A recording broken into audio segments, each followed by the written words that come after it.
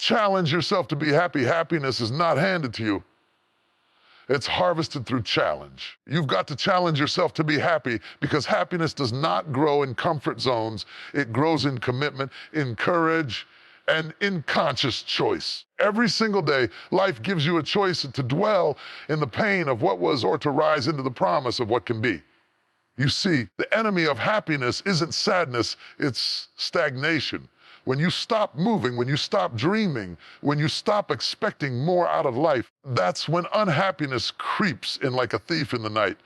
Happiness isn't the absence of struggle, it's the presence of purpose in the midst of it. You've got to wake up every morning and decide, today I choose joy, even when the bills are high and the support is low, even when the people you trusted walked away. Even when you don't see the light yet, you've got to say, I am still choosing joy, because joy is not based on your circumstances. It's rooted in your confidence. It's not about what's around you. It's about what's within you. You can't wait for the world to hand you happiness. You've got to dig it out from the depths of your own soul. Sometimes you've got to fight for your joy. You've got to protect it from negativity, from doubt, from the noise of the world. The moment you decide that your peace is not for sale, that your joy is not negotiable, that's when you begin to live in true freedom. Happiness takes discipline. It takes perspective. It takes faith, because there will always be reasons to give up, always reasons to complain, always reasons to sink into sorrow. But the challenge is to stand in the middle of life's storms and still find something to thank God for. You might not be where you want to be, but if you can still find gratitude where you are, you've already won half the battle. You're training your heart to see light where others see darkness. That's the challenge, to condition your soul to rejoice even when the situation hasn't changed yet. So today, challenge yourself to be happy, not because everything is perfect, because you refuse to let what's imperfect steal your peace. Challenge yourself to see blessings in disguise, to smile even when life tests you, and to live with a heart that says, I will rise again. Happiness is not something that simply happens to you. Is not the outcome of perfect circumstances, a large bank account, or a flawless life. Happiness is a decision, a deliberate, conscious, daily choice to rise above what life throws at you and embrace peace, joy, and purpose in the middle of imperfection. Too many people wait for life to get better before they allow themselves to feel joy. They tell themselves, when I get that promotion, I'll be happy. When I get married, I'll be happy. When my pain ends, I'll finally be happy. But the truth is, happiness that depends on conditions will always be unstable, because life, by its very nature, is unpredictable. The moment you tie your joy to circumstances, you give your peace a leash that the world can pull at any time. To choose happiness is to reclaim your power. It's saying, I may not control what happens around me, but I will control what happens within me. You might wake up to chaos, but you can still choose calm. You might walk through disappointment, but you can still choose hope. You might experience betrayal, but you can still choose forgiveness. Happiness doesn't come from what happens to you. It flows from what happens through you. It is an inner conviction that no matter how heavy the storm, you will not allow it to drown your spirit. The greatest tragedy is not a life without comfort. It's a life without contentment. Some people chase material success their entire lives, believing that joy lives in things, yet when they get everything they dreamed of, they still feel empty. Why? Because happiness cannot be purchased, it must be practiced. It is cultivated through gratitude, nurtured through faith, and sustained through peace. When you learn to say, even if I don't have it all, I still have enough to smile about, that's when you begin to taste real happiness. Life is full of challenges, loss, rejection, uncertainty, and pain, but those things do not have to define your state of being. You can face hardship and still be happy. You can cry and still be grateful. You can walk through dark days and still find reasons to sing. Happiness is not the denial of reality, it's the declaration that you will not let reality defeat your joy. It is strength disguised as serenity. It's standing in the middle of a storm and saying, I choose peace. It's looking at everything that went wrong and still deciding, my heart will not grow bitter. The world will always give you reasons to be unhappy. There will always be something missing, something broken, or something not going the way you hoped. But when you live waiting for perfection, you miss the beauty of the present. There's power in realizing that you don't need everything to be right to feel right. You can find beauty in small things. The laughter of a loved one, warmth of sunlight, the quiet assurance that you're still alive and still growing. Happiness begins the moment you stop waiting for something external to complete you and start realizing that everything you need for joy already exists within you. It's a mindset, not a moment. Happiness is not an emotion that drifts in and out of your life based on how the wind blows. It is a spiritual posture. It is choosing to dwell in gratitude instead of complaint. It's choosing to see lessons instead of losses. It's choosing to believe that there's purpose behind every pain, even when you can't see it yet. And when you live with that kind of faith, happiness ceases to be fragile. It becomes unshakable, the kind of joy that no disappointment can steal. There are people who have far less than you and yet smile more. There are people who have walked through unimaginable loss but radiate peace. They've discovered the secret that happiness is not what you have, it's what you hold in your heart. You can have little but live with abundance when your spirit is anchored in gratitude. You can have everything and still feel empty if your soul is disconnected from peace. Choosing happiness doesn't mean ignoring pain. It means refusing to give pain the final say. It means you acknowledge the hurt but refuse to surrender to it. You process it, you learn from it, and then you rise. Every challenge, every heartbreak, every setback becomes an invitation to grow stronger, to go deeper, to see life through the lens of grace. Happiness is forged in those moments when you choose light over darkness, a faith over fear, and peace over chaos. Sometimes happiness is not loud or dramatic. It's quiet, gentle, and deeply personal. It's the sigh of relief when you realize you made it through another day. It's the silent prayer of gratitude when you look back and see how far you've come. It's the small smile you give yourself in the mirror when you choose to forgive instead of hate, to love instead of resent, to hope instead of despair. These are not just fleeting moments, they are victories of the soul.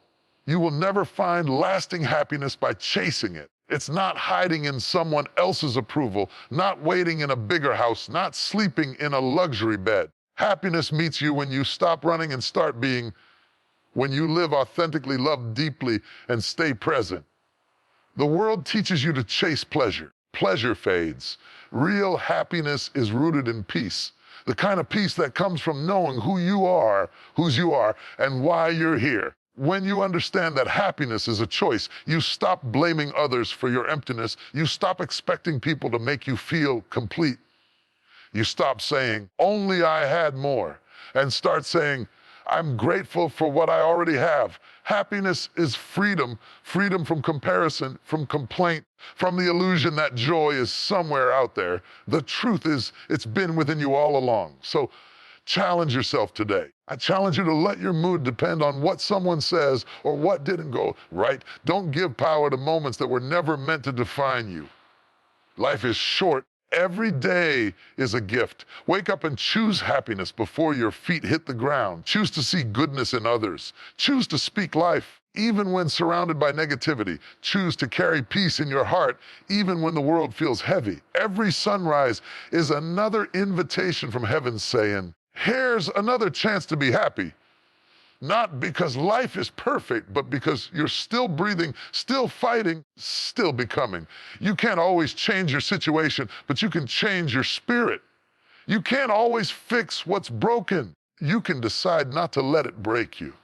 Happiness is your sacred right, but it's also your sacred responsibility. When you stop waiting for happiness and start choosing it, you begin to live from a higher place. You move from reaction to creation, from victim to victor, from sorrow to strength. So don't wait for a better day. Make this day better by how you see it, how you speak to it, and how you respond to it. Happiness is not something that happens to you. It's something you choose to live in. It's not a reward for perfect living. It's a result of intentional living. So lift your head, square your shoulders, and smile through it all. Life may not be easy, but it is still beautiful. Choose happiness in the middle of hardship. That's not weakness. That's power. That's grace in motion. That's the strength of a soul that knows joy is not found. It's made. There's something dangerously deceptive about comfort. It feels safe. It feels warm, and it whispers, "Stay here, you've done enough." But what comfort never tells you is that it's slowly suffocating your potential. Comfort is the silent enemy of greatness. It doesn't come to destroy you all at once. It comes to lull you into stillness, to make you forget the fire inside you, to convince you that the mountain in front of you is too high to climb. Every person who has ever risen to purpose had to confront the temptation of comfort. Because comfort says, why push when you can rest? It tells you, why stretch when you can settle? It makes you believe that stability is more valuable than transformation. But the truth is, nothing remarkable ever grows in safe soil. Flowers don't bloom without breaking through dirt, and destiny doesn't unfold without discomfort. Growth is messy, painful, and unpredictable, but it's necessary. It's the process that refines you, shapes you, and draws out the greatness that was hidden inside you all along. When life is too easy, you stop evolving. You stop reaching. You stop learning who you are. Growth requires challenge, the kind of challenge that makes you question everything you thought you knew about yourself. Kind that forces you to dig deeper, to pray harder, to think higher. You don't discover your strength in the sunshine, you find it in the storm. You don't uncover your faith in peace, you uncover it in pressure. Every struggle you face is an invitation from heaven saying, come up higher. There's more in you than you realize. Comfort feels good for a season, but if you stay there too long, it becomes a trap. It keeps you stuck in the same patterns, the same routines, the same mindset. You begin to crave predictability more than progress. You start to prioritize being unshaken over being transformed. And before long, your potential starts to atrophy like a muscle that's never used. You were not created to live small, safe, and stagnant. You were created to stretch, to grow, to move from glory to glory. Growth hurts because it requires separation. It means letting go of what no longer fits, friendships, habits, environments, even versions of yourself that no longer serve your purpose. It means walking away from what is familiar and stepping into what is unknown. That takes courage. Most people never reach their divine potential, not because they lack ability, because they refuse to leave the comfort of what's predictable. They want to evolve without changing, to rise without climbing, to lead without leaving. But that's not how transformation works. Discomfort is not your enemy. It's your teacher. It shows you where you need to stretch. It reveals the weak spots in your spirit and forces you to strengthen them. It pushes you to develop resilience, creativity, and discipline. When you're uncomfortable, you start to move differently, think differently, and see differently. What was once impossible starts to look possible because discomfort has a way of awakening dormant faith. Sometimes God will disturb your comfort to protect your calling. He'll shut doors that you thought were good for you because he knows you're capable of more. He'll remove people, shift opportunities, shake your environment, not to harm you, but to move you. Because if he left you in comfort too long, you'd stop growing. Comfort would become your coffin. Growth never happens by accident. It happens when you're willing to be uncomfortable long enough to evolve. When you look back on your life, you won't remember the easy seasons. You'll remember the ones that stretched you. The moments when you didn't think you could make it, but you did. The times you cried, prayed, and still pushed forward.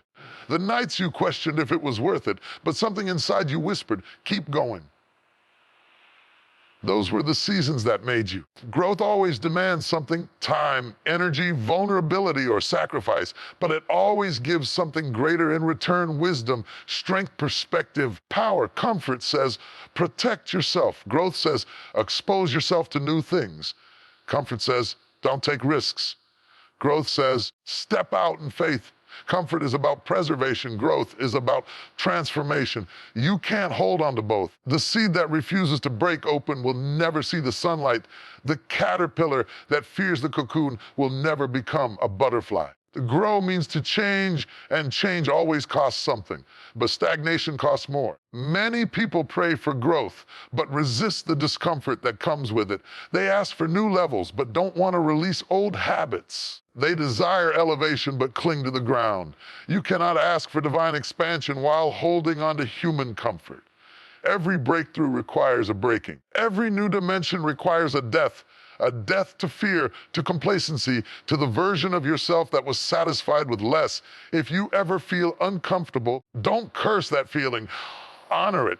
It means you're in motion. It means your spirit is outgrowing your surroundings. It means something inside you is awakening. The people who grow are not the ones who always feel ready. They are the ones who move even when they feel scared. Growth is not about perfection, it's about progression. It's the daily decision to push past where you were yesterday. Comfort can disguise itself as peace. They are not the same. Peace is divine. It comes from alignment with purpose. Comfort, on the other hand, can come from avoidance. It's the false peace of not being challenged. Peace strengthens you. Comfort numbs you. Peace pushes you forward. Comfort keeps you stuck.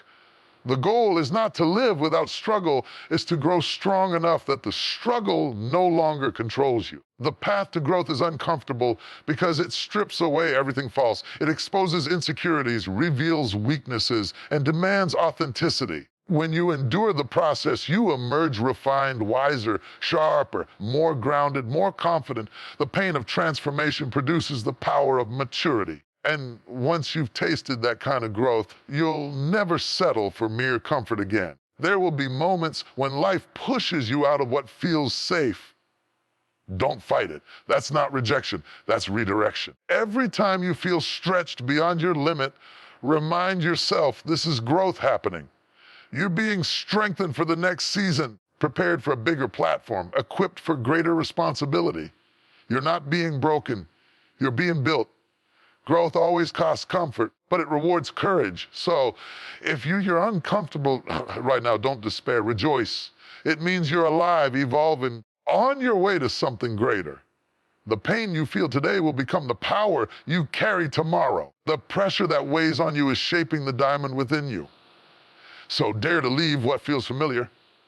Dare to walk into the unknown. Dare to grow beyond your limits. Because the truth is you will never know how strong, wise, or capable you really are until comfort no longer protects you. The fire that once frightened you will become the forge that strengthens you. And when you look back, you'll thank the seasons that stretched you because they were the ones that made you grow into everything you were destined to be. Comfort may promise safety, but growth delivers destiny. Choose the discomfort that transforms over the comfort that confines. For every time you step beyond what's easy, you step closer to who you were created to become. There is a deep, shakable truth woven into the fabric of human existence. True joy is not found in possessions, position, or pleasure.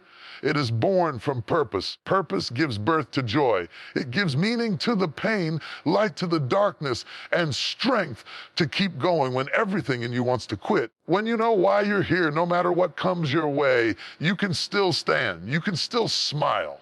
You can still find peace in the middle of chaos because purpose stabilizes your soul.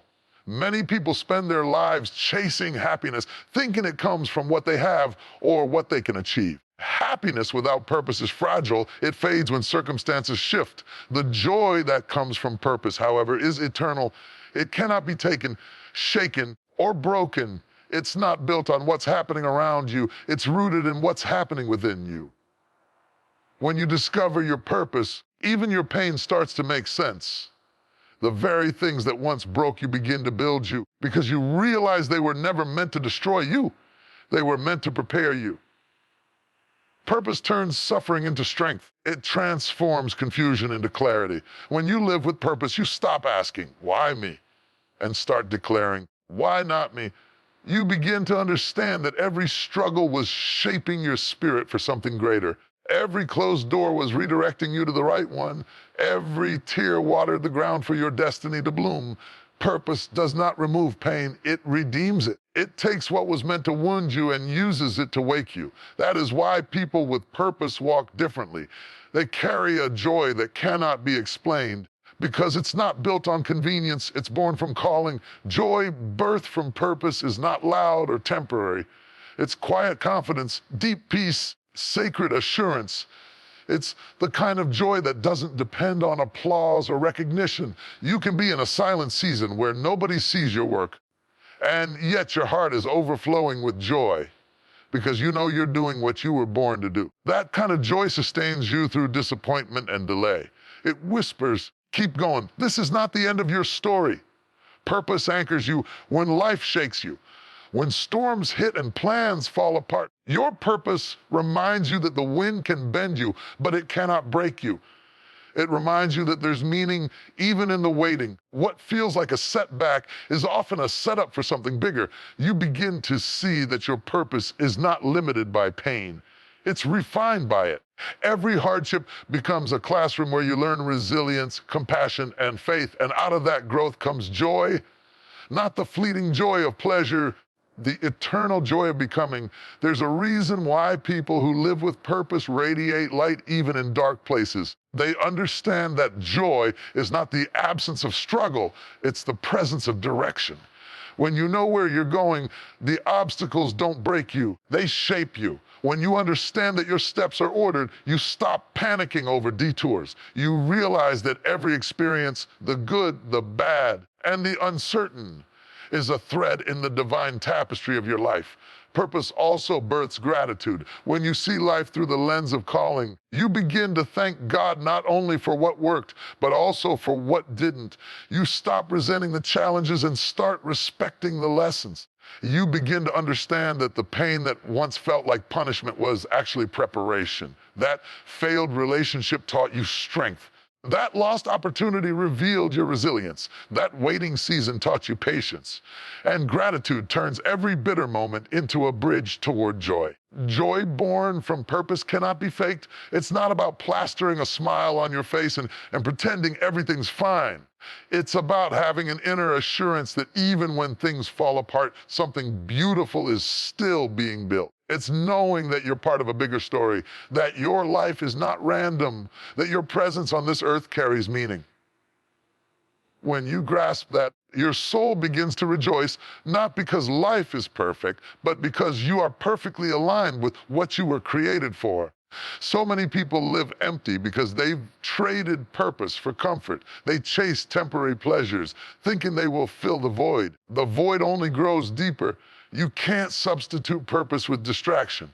You can't silence destiny with entertainment. Joy that purpose gives cannot be replaced by possessions or people. It's divine, it's sacred. It's the kind of joy that remains even when everything else is stripped away.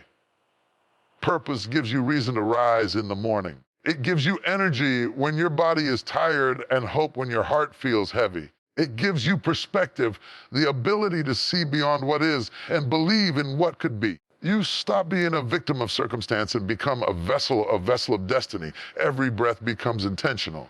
Every step becomes meaningful. You start to live on purpose, not by accident. And when you walk in purpose, you become contagious. Your joy starts to inspire others. Your faith begins to awaken hope in those around you. You become a living testimony that joy is not something to chase. It's something to birth from within. Your life becomes a message that says, if I can find joy in my journey, you can too. There will be seasons when your purpose feels heavy, when it stretches you, when it tests you, when it demands more than you think you can give. But that's part of the process. Purpose will press you because it's pulling greatness out of you. And even in the pressing, there's joy. Because deep down, you know that the pain has purpose. You know that every sacrifice is not wasted. Every struggle is not meaningless. It's all leading to something that will glorify the one who gave you that purpose in the first place. The joy of purpose is eternal because it's not about what you gain, but about who you become. It's the joy of knowing you're walking in alignment with your divine design. It's the peace that comes from fulfilling your calling, even when nobody claps for you. It's the satisfaction of knowing you're sowing seeds that will bear fruit long after you're gone. Purpose-driven joy is the kind of joy that wakes you up even after heartbreak, that keeps you going when you have every reason to give up. It's the kind of joy that shines brightest in the darkest seasons. It's not situational, it's spiritual. And when you live in that space, you stop chasing joy and start creating it. You stop asking, what makes me happy? And start asking, what makes me whole? Because joy doesn't come from having everything you want.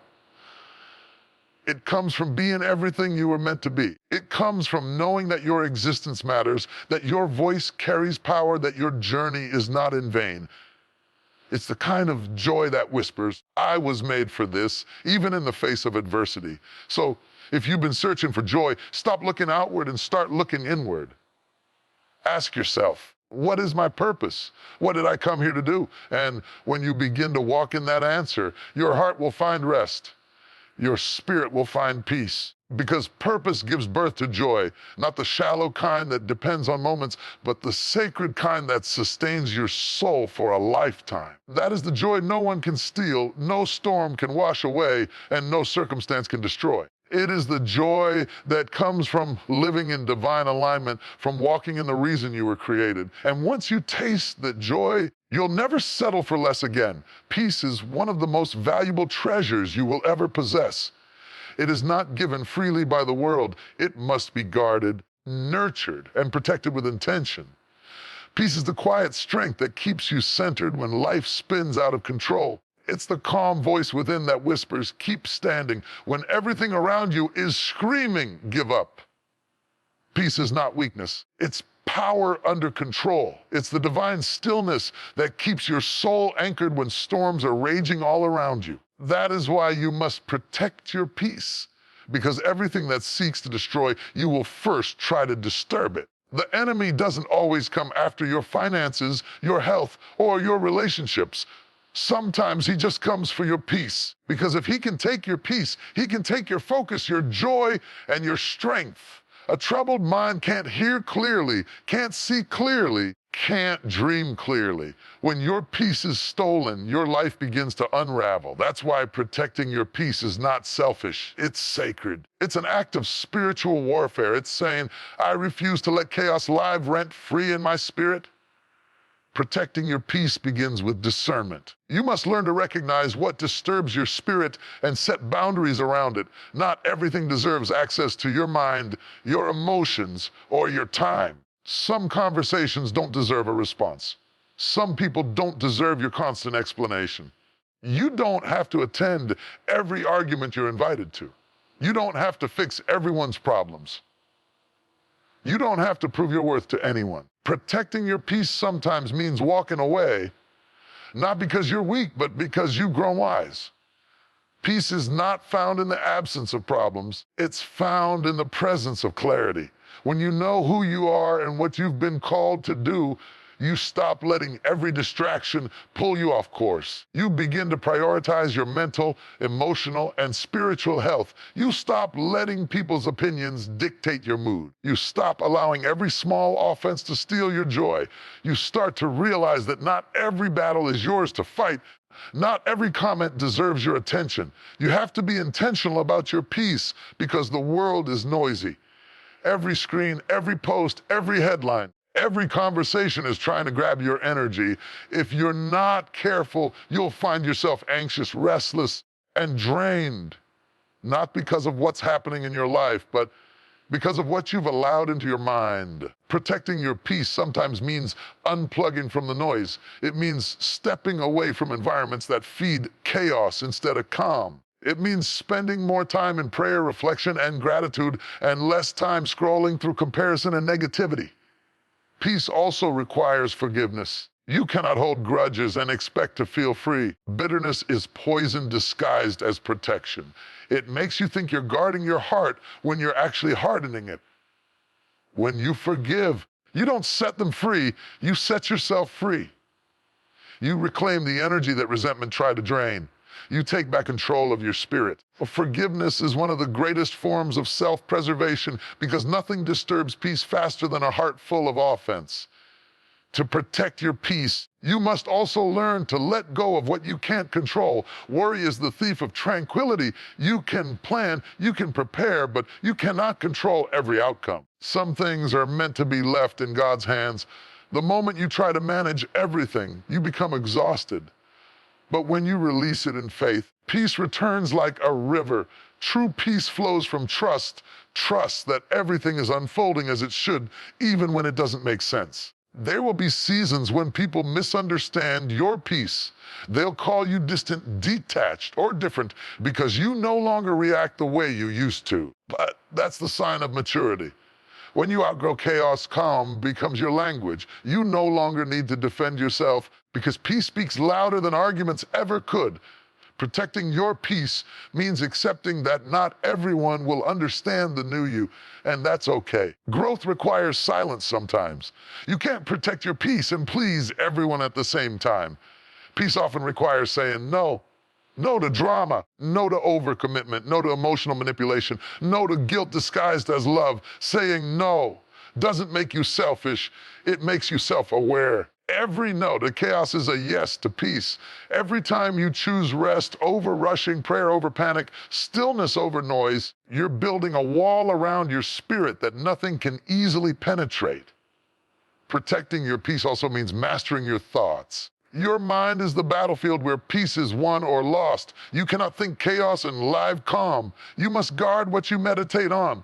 Replace fear with faith, complaints with gratitude, and doubt with hope. The thoughts you entertain become the atmosphere of your life.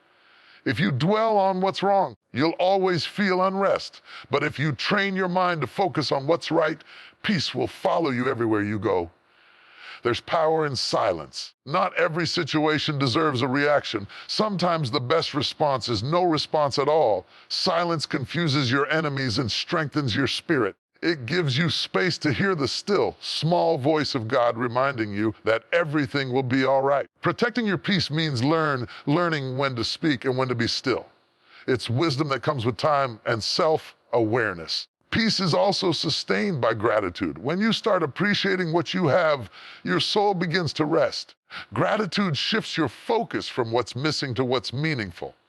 It reminds you that even in imperfection, there are blessings all around. Thankful heart is a peaceful heart. Gratitude makes your soul untouchable because it trains you to see goodness even when life gets hard. Protecting your peace doesn't mean life will never challenge you. It doesn't mean people won't disappoint you or circumstances won't shake you. It means that you've decided not to live in reaction to every disruption. You've chosen to build a sanctuary within your soul that chaos cannot enter. You've learned that peace is not found in a perfect life, it's found in a surrendered heart. The more you protect your peace, the more you align with your purpose. You become more focused, more creative, more spiritually grounded. You stop wasting energy on things that don't matter and start investing it in what does.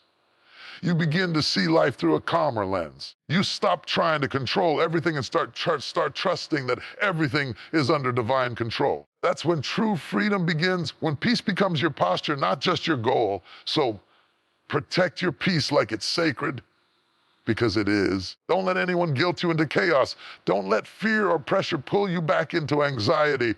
Guard your mind, your emotions, and your spirit as though your destiny depends on it, because it does. A peaceful mind can hear God clearly. A peaceful heart can love deeply. A peaceful spirit can walk boldly. There will always be noise around you, but you have the power to stay still within it. Protect your peace by praying more and reacting less. Protect your peace by choosing faith over fear. Protect your peace by knowing that you are not obligated to carry what doesn't belong to you. At the end of the day, peace is not just something you experience, it's something you become. When you've fought enough battles, cried enough tears, and healed enough wounds, you start to realize that protecting your peace is not a luxury, it's a necessity. It's not an act of withdrawal, it's an act of wisdom. Because when your peace is protected, your purpose is protected, your joy is protected, and your destiny remains unshaken. So build your boundaries, say your prayers, forgive freely, and guard your spirit. You deserve to live in peace. the kind that surpasses understanding, the kind that cannot be taken, kind that carries you through every season. Protect it fiercely, because peace is not just the absence of noise, it's the presence of power. Gratitude is not just good manners or polite words spoken at the dinner table. It is a spiritual weapon. It's one of the most powerful forces you can wield against fear, frustration, and despair. Gratitude has the power to shift atmospheres, heal hearts, silence the noise of negativity. It changes how you see your life, how you respond to challenges, and how you walk through adversity. Everything around you seems dark, gratitude becomes your light. When life tries to break you, gratitude becomes your strength. Most people see gratitude as something you express after things go right. But real gratitude, mature, powerful gratitude, is expressed even when things don't. It's easy to say thank you when the blessings are obvious. But it's when life hurts, prayers seem unanswered, when hope feels distant. That's when gratitude becomes warfare. That's when it turns into a weapon that confuses the enemy, because he can't understand how you're still smiling in the storm. He can't comprehend how you still praise in the pain. Gratitude disarms negativity because it declares, you cannot steal my joy. Gratitude doesn't mean ignoring reality. It means interpreting it differently.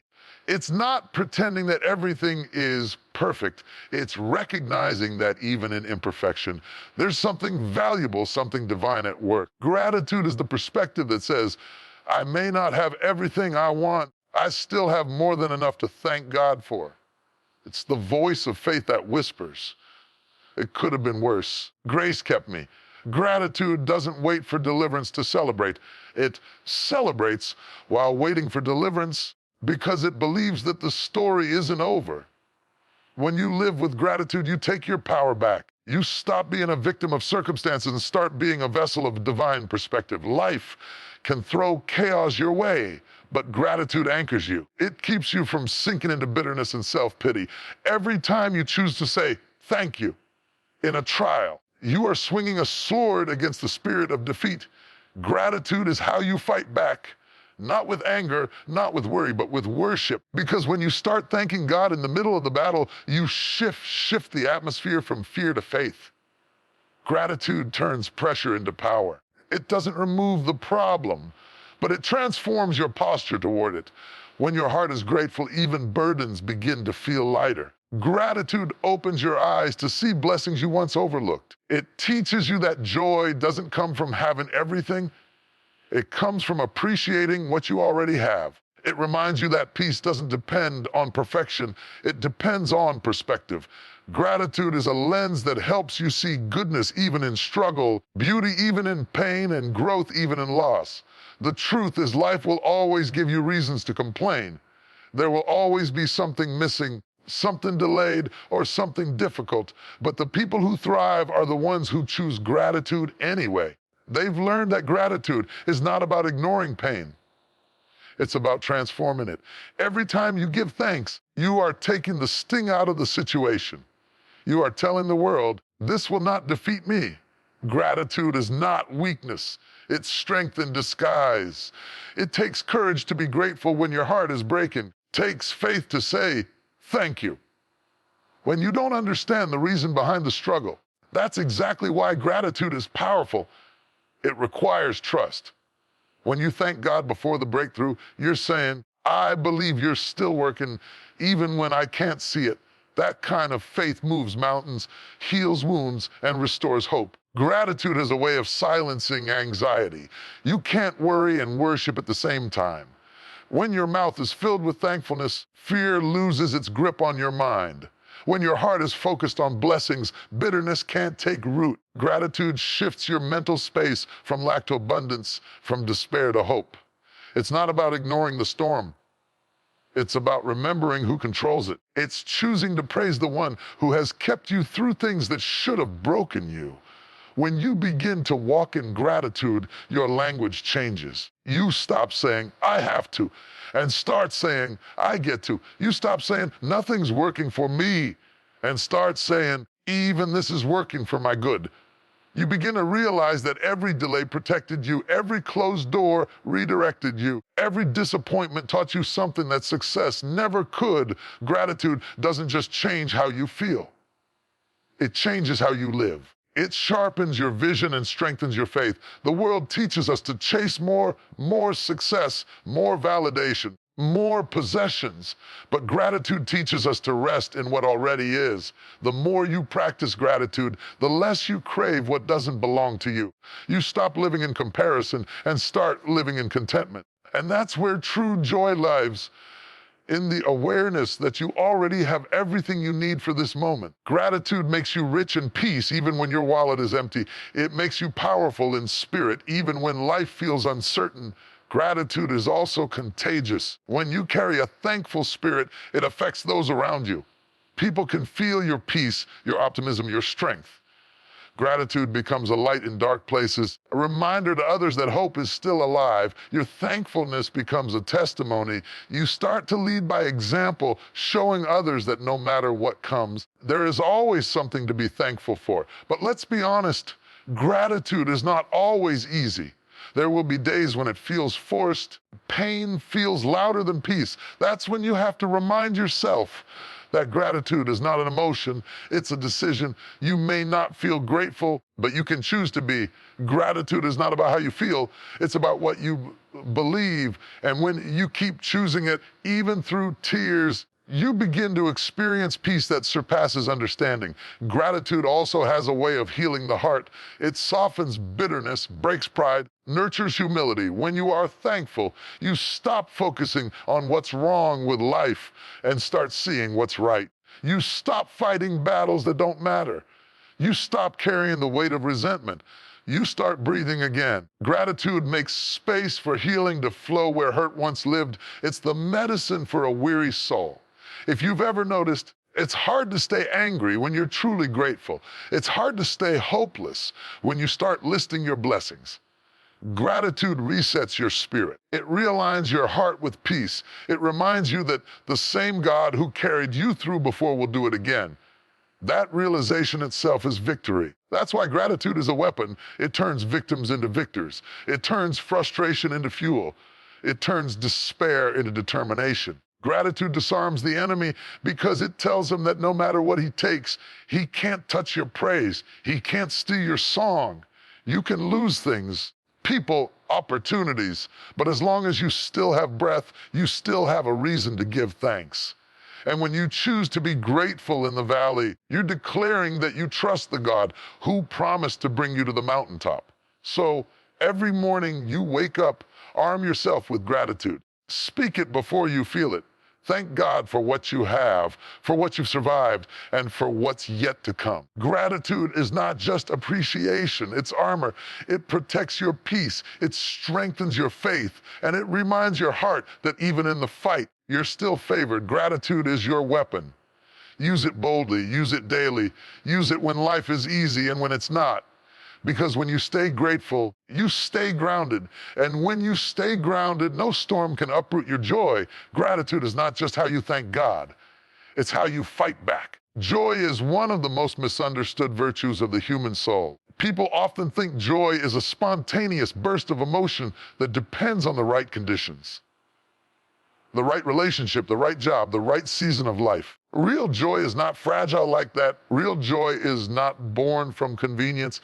It's born from conviction. It's not a momentary feeling. Spiritual discipline. Joy requires work. It requires intentional focus. It requires maturity. You can't wait for life to be perfect before you choose joy, because life will never give you a perfect moment. There will always be something unfinished, uncertain, something uncomfortable. And yet, joy stands tall in the middle of it all. Joy doesn't deny reality. It redefines it. Doesn't come from ignoring the storm. It comes from knowing who's with you in it. That's why joy is not automatic. It's chosen, protected, and practiced daily. There's a difference between happiness and joy. Happiness depends on what's happening. Joy depends on what you believe. Happiness can fade when life changes, but joy stands firm because it's rooted in something deeper, in faith, in gratitude, in trust. That's why joy requires discipline. It's a daily decision to look beyond what you see and believe in what you know. It's the courage to wake up and say, no matter what today brings, I will not lose my peace. Discipline means doing something on purpose, even when you don't feel like it. That's what joy demands: consistency. The same way an athlete trains his body, you must train your heart to rejoice. You must practice joy when your emotions resist it. You must speak life when circumstances tempt you to speak defeat. You must declare hope when fear tries to drown your faith. Joy is a muscle, and like any muscle, it grows through use. The more you practice it, the stronger it becomes. There will be days when joy feels far away, when everything inside you wants to collapse under the weight of worry or sadness. But those are the very moments when discipline matters most. Joy is not tested when everything's easy. It's proven when life gets hard. It's easy to smile when everything's going right, but when life is heavy and you still lift your hands and say, "Thank you, Lord," that's when you show the strength of your spirit. That's disciplined joy, the kind that doesn't crumble when the world does. To walk in joy requires guarding what enters your mind. Your thoughts are the soil where joy grows or dies. You can't feed your soul with fear, comparison, and negativity and still expect to harvest joy. Discipline means choosing what you focus on. It means training your eyes to see the good, even in the midst of struggle. It means choosing gratitude over complaint, peace over panic, trust over control. That doesn't happen by accident. It's a deliberate daily effort. Joy requires spiritual maturity.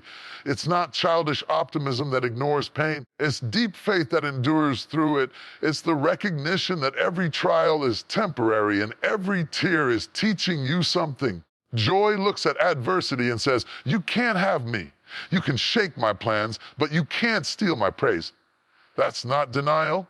That's discipline. That's standing firm when emotions try to pull you down and choosing to anchor your heart in truth rather than turmoil. The discipline of joy also means learning to pause and breathe. In a world that constantly pulls you in 1,000 directions, joy is often buried under the noise. Discipline calls you to slow down, to reflect, to appreciate the simple things: a sunrise, a breath, a conversation, a moment of silence. You find joy not when you chase it, but when you become still enough to notice it. The disciplined soul doesn't rush through life looking for the next thing to feel happy about. It lives in awareness, recognizing that joy is already present in the small things. There's also discipline in letting go. You can't hold on to bitterness and expect to feel joy. You can't carry resentment in one hand and peace in the other. Joy requires releasing what's heavy, forgiving what hurts you, releasing what disappointed you, and trusting that God will handle what you cannot. Discipline says, I choose to free my heart from what drains it. It's a decision to unclench your fist and let go of control. Because the tighter you grip your pain, harder it is for joy to reach you. Another layer of discipline is gratitude. Joy and gratitude are intertwined. One feeds the other. When you discipline your mind to see blessings instead of burdens, joy begins to rise. When you wake up and give thanks, not because life is easy, because you're still here, joy begins to grow stronger. The practice of gratitude is like watering the roots of your soul. It doesn't make problems disappear, but it nourishes peace within you so that you can endure them with grace. Joy is also about perspective. You can either focus on what's missing or celebrate what's present. Discipline teaches you to shift your focus. The more you train your mind to see God's hand in every situation, the less you're shaken by temporary troubles. Joy flows from that awareness that even when you don't understand everything, you trust that something good is still unfolding. You begin to realize that challenges are not there to crush you, but to cultivate you. That's a disciplined mindset, one that refuses to be moved by momentary storms. The truth is, joy is not loud, it's steady. It's not about constant laughter or excitement. It's about inner peace that refuses to break. It's the calm assurance that no matter what happens, you're anchored in something eternal. That kind of joy doesn't come naturally.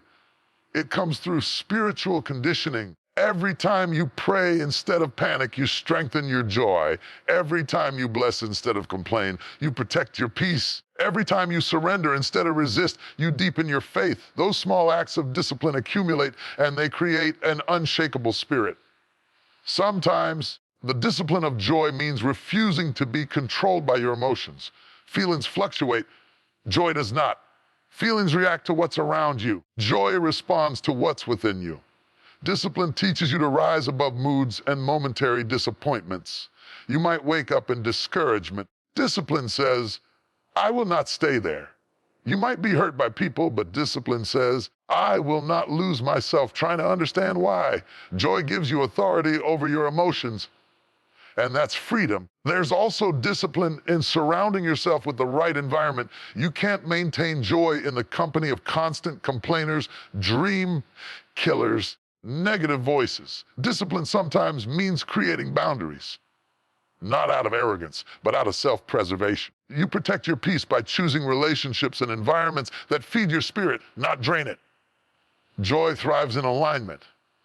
When your thoughts, your surroundings, and your actions all point toward light. Joy is not a passive experience, it's an active pursuit. You fight for it, nurture it, protect it. You learn to carry it even when life feels heavy. You learn that joy is not the reward after the struggle, it's the strength to endure it. That realization itself takes discipline, because the world will always try to convince you that you need something more to be happy. But joy whispers, you already have everything you need within you. So train your heart to find joy in every season. Not because everything is perfect, but because you refuse to let what's imperfect steal your peace. Discipline your mind to stay thankful. Discipline your spirit to stay hopeful. Discipline your heart to stay open even when it hurts. That's how you rise above chaos. That's how you remain unshaken. That's how you live with power. Joy isn't luck, it's lifestyle. It's not a reaction, it's a revelation. It's not the absence of pain, it's the presence of purpose. And the only way to carry that kind of joy through life's highs and lows is with discipline. Daily, intentional, unshakable discipline. The discipline to believe, to trust, to hope, and to smile anyway. That's the secret to lasting joy. The kind the world can't give and the storm can't take away. There comes a moment in every life when you must decide who holds the pen to your story. The world, your past, or you. Life will throw its storms, people will disappoint you, and seasons will test your strength, but you were never created to live as a victim of circumstance. You were created to rise above it. The power of choice is still in your hands. Circumstances can shape you, but they do not have the right to define you. Not unless you hand them the authority to do so. Refusing to be a victim of circumstance begins with the decision to stop surrendering your power to things you cannot control. You cannot control who hurt you, who left, or what doors closed, but you can control how you respond. You can control your attitude, your effort, your faith. Victimhood says, look what happened to me. Victory says, look what I'm becoming through it.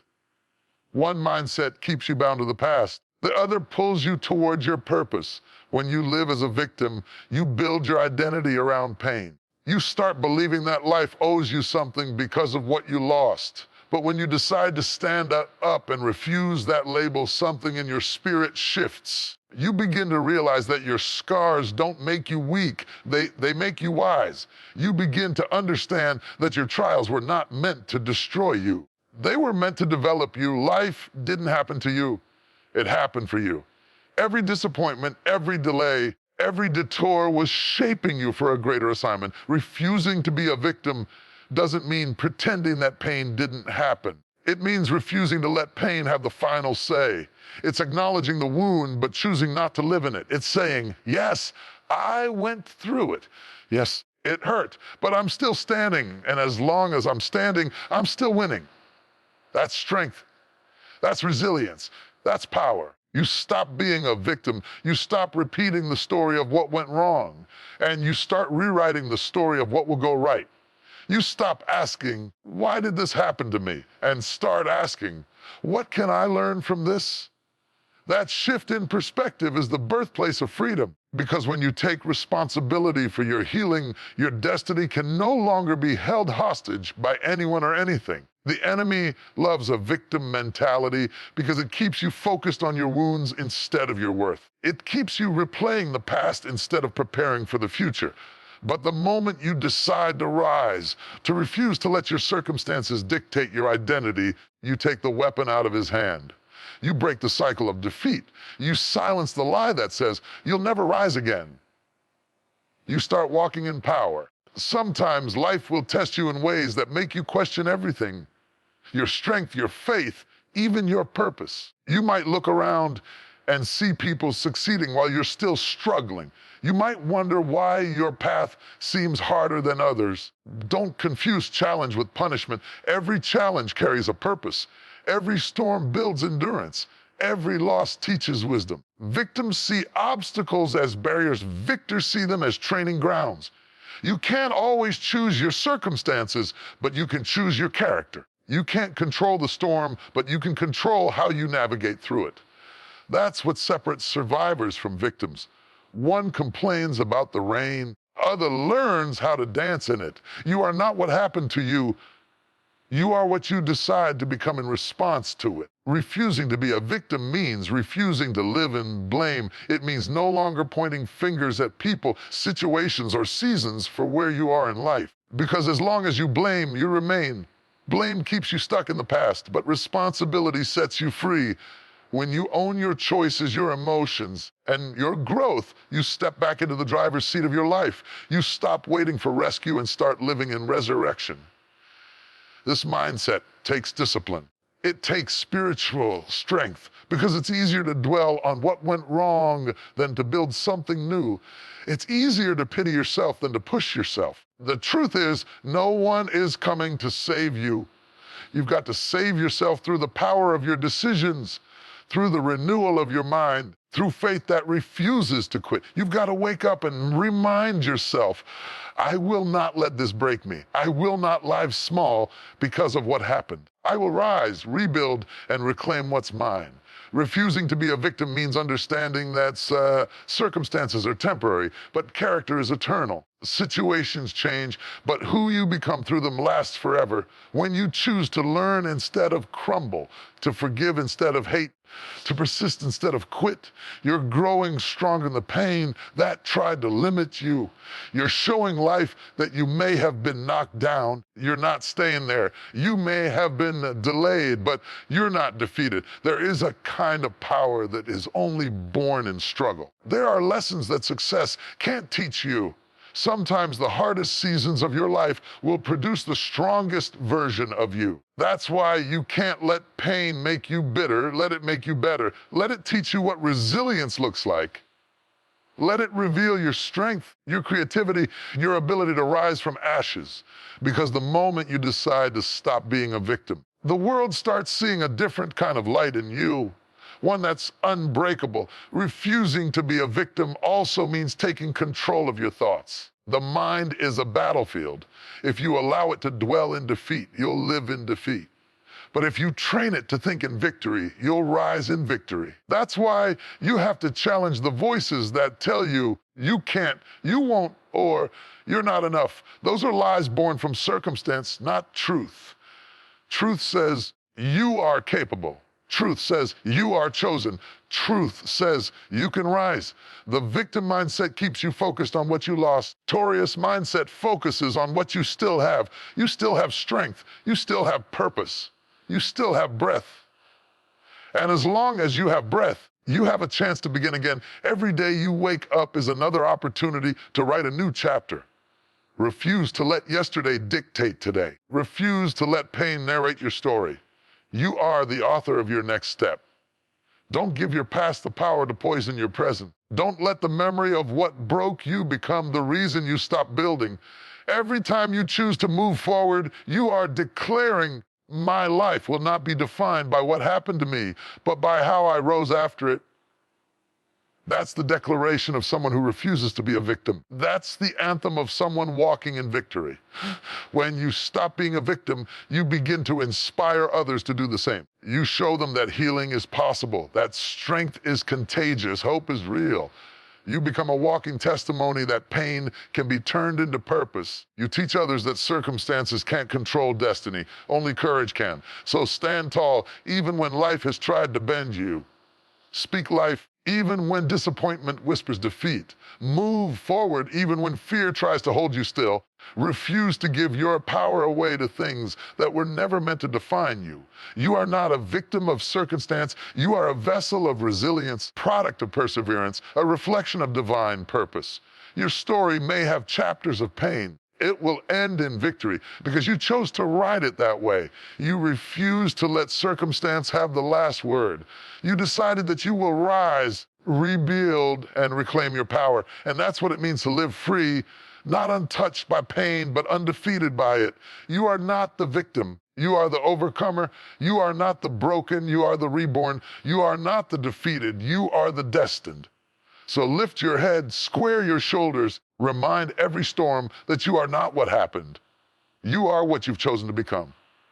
Refuse to be a victim of circumstance because you were never made to live beneath life's weight. You were created to stand above it stronger, wiser, and unshakably free. Happiness is not something that appears by chance or falls from the sky when everything finally goes your way. It is not the prize at the end of a perfect day or the result of a flawless life. Happiness is a daily decision, a conscious, intentional, often difficult choice that must be made again and again, regardless of what life looks like. Every sunrise presents you with the same question. Will you choose joy today, or will you let circumstances decide for you? You see, many people live waiting for happiness to find them. They think it's hidden in a better job, a bigger house, a new relationship, or a future milestone. They tell themselves, I'll be happy when. But happiness that depends on when will always be out of reach because life is never perfect all at once. There will always be another problem, another challenge, another reason to delay joy. True happiness begins when you stop waiting for conditions to change and start changing your mindset. Every day, you have the power to choose how you see the world. You can focus on what's missing, or you can focus on what's still possible. You can dwell on what you've lost, or you can appreciate what remains. You can replay yesterday's failures, or you can embrace today's opportunities. Happiness doesn't ignore reality. It transforms how you respond to it. It says, yes, life may be imperfect. I still choose to smile. That's not denial, that's strength. That's discipline. That's faith in motion. Choosing happiness daily doesn't mean you won't feel pain. It doesn't mean you won't cry or get discouraged. It means you refuse to stay there. It means you acknowledge the hurt, but still reach for hope. It means you decide that your mood will not be dictated by what happens around you. Happiness is not pretending everything is fine. It's finding something to be thankful for even when it's not. It's waking up and saying, today, I will not let my emotions control my destiny. There's a quiet kind of power in deciding to be happy when life gives you reasons not to be. Decision becomes an act of defiance against negativity, a declaration that says, oh, my joy is not up for negotiation. Because every day, you are surrounded by voices. Voices of fear, of doubt, of comparison. They tell you that you're not enough, that your life should look different. You're missing something. But when you choose happiness daily, you silence those voices. You tell them, you don't get to define me. Happiness, at its core, is gratitude in motion. It's not about having everything you want. It's about recognizing the blessings in what you already have. When you start your day with gratitude, your heart becomes lighter, your perspective clearer. Gratitude turns ordinary moments into sacred ones. It turns obstacles into opportunities. It teaches you that joy doesn't live in what's perfect. It lives in what's possible. Every breath, every sunrise, every heartbeat is an invitation to give thanks. But make no mistake, happiness takes effort. It's easy to be joyful when everything is going your way. The real test is when life feels unfair. It's in the moments when you're tired, when doors close, when prayers seem unanswered. Those are the moments when happiness becomes a decision, not a reaction. It's when you have to dig deep and remind yourself, I may not control this situation, but I control my response. That is where strength is born, in the quiet, unseen choices of the heart. The problem is that too many people wait for happiness to come from the outside. They wait for people to validate them, for circumstances to favor them, for everything to align perfectly. But happiness that depends on the external will always be fragile. It will break under pressure. It will disappear when people disappoint you. The only lasting happiness is the one built from within, the kind that stands firm even when everything else shakes.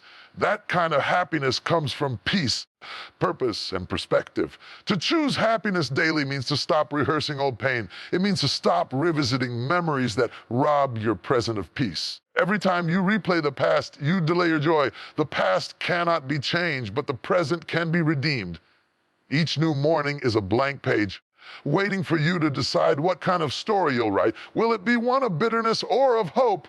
One of defeat or determination? The pen is in your hand. Choose the right joy. Happiness is also an act of forgiveness. Forgiving yourself, forgiving others, forgiving life for not going as planned. Holding on to resentment poisons the soul. Releasing it frees it. The longer you cling to what hurt you, the longer you postpone your peace. When you release it, when you choose to let go, happiness rushes back in like air into a suffocating heart. Forgiveness doesn't erase what happened. It simply says, oh, I will not let this control me anymore. There's a certain beauty in people who have walked through storms yet still smile. Their joy is not naive, it's earned. It's the product of countless decisions to rise again, to believe again, to love again. These people have learned the secret. Happiness isn't something you wait for. It's something you cultivate. It's like a garden. You have to water it daily. You have to remove the weeds of negativity, comparison, and fear. You have to nurture it with gratitude, peace, and faith. Sometimes happiness means creating it for yourself. Take a walk. Call someone who makes you laugh. Sit in silence. Listen to music. Do something kind for someone else. Small acts of joy accumulate into a life of peace. You don't have to wait for a miracle moment. Joy is hidden in the details of your daily life. It's there when you pay attention. It's there when you slow down enough to notice the beauty in simplicity. Choosing happiness every day is a form of self-respect. It's saying, I deserve to live with peace no matter what I've been through. It's a declaration of freedom, freedom from dependency on other people's approval, from the weight of the past, from the illusion that everything must be perfect before you can enjoy your life. Happiness doesn't come when everything is fixed. It comes when you decide to be content in the middle of the mess. That doesn't mean you stop growing or stop dreaming. It means you stop postponing your joy until your dreams come true. You can be grateful and ambitious at the same time. You can celebrate where you are while reaching for more. Happiness doesn't mean settling, it means savoring. It means being fully alive in the moment you're in, knowing that even if tomorrow brings challenges, you've already made your decision. I will be happy today. There will be days when it's hard. There will be mornings when the weight of life feels too heavy. That's when your decision matters most. That's when you have to remind yourself that happiness is not a feeling, it's a focus. It's not a destination, it's a discipline. It's not something you find. It's something you practice. You have to choose it when it doesn't make sense, when it's inconvenient, when it feels like work. Because the more you choose it, the more natural it becomes. And over time, that daily decision transforms you. It makes you stronger, calmer, and more grateful. You stop reacting to everything that goes wrong, and you start responding from a place of peace. You stop needing everyone's approval to feel good about yourself. You stop chasing happiness and start carrying it. You become the kind of person whose light shines even on cloudy days, not because the sky changed, but because you did. So today and every day after this one, make your choice. Choose joy, choose gratitude, choose peace. Don't wait for life to give you a reason. Give yourself one. Happiness is not the reward of a perfect life. It's the decision to find perfection in every imperfect day. It's the quiet whisper that says, no matter what comes, I will not let go of my joy. That's the secret. Happiness is not a mood. It's a mindset, not a gift, but a choice. And when you learn to make that choice every single day, no matter what life looks like, you'll find that joy doesn't just visit you, it lives within you.